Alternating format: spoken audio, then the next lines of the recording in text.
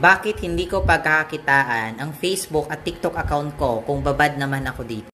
Hi, my name is Josh, isa sa mga kumikita dito sa TikTok at Facebook kahit hindi monetize at kahit konti lang ang follower. Sa tulong lang ng OBA or Online Business Academy. Kaya ako napadpad ka sa video na to kasi naku-curious ka kung ano ba talaga ang ginagawa dito sa OBA, bakit sobrang daming kumikita.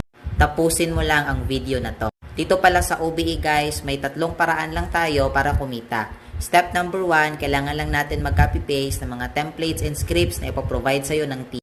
Pangalawa, kailangan mong matutunan paano mag-set ng appointment sa ating local at international client.